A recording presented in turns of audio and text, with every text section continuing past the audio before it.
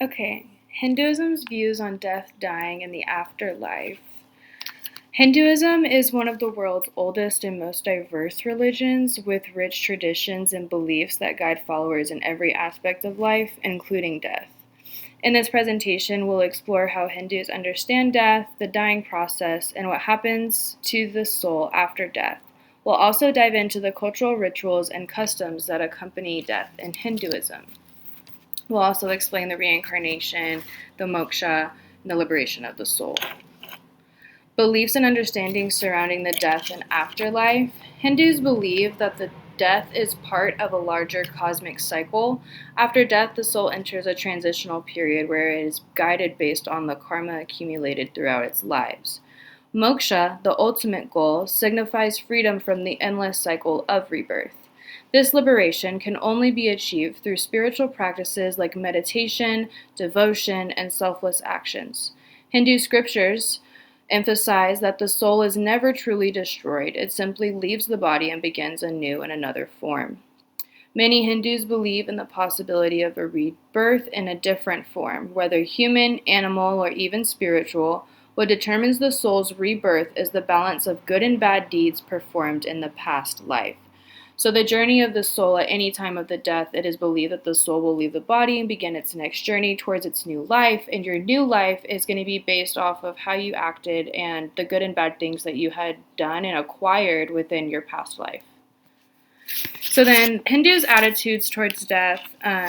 Death is not seen as an end, but a natural transition.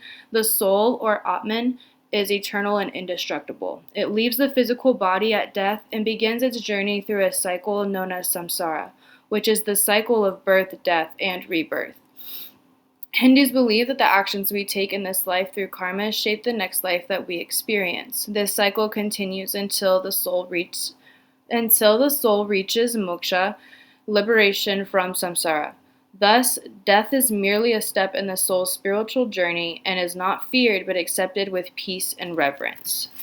Hindus naturally just accept death, and they believe that however they behave, like in this current life, will help them in their next one.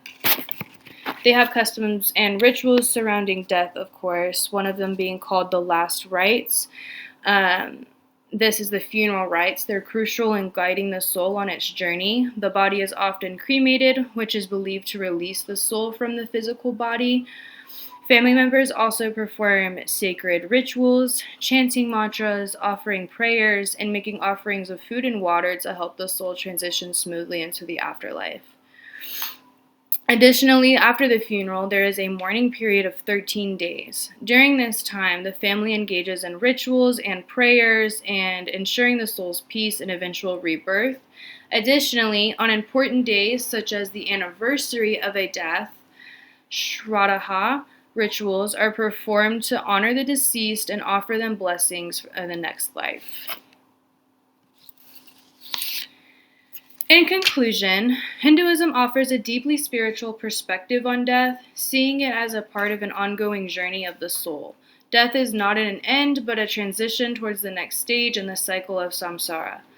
The practices and rituals surrounding death in Hinduism help to ease the journey of the soul and provide solace to the living. The ultimate goal is moksha, the liberation from the cycle of rebirth, achieved through pure righteous living, self-realization, and devotion. Hinduism teaches that death is an essential and natural part of life, and it encourages acceptance, peace, and reverence as we face the unknown. Thank you so much.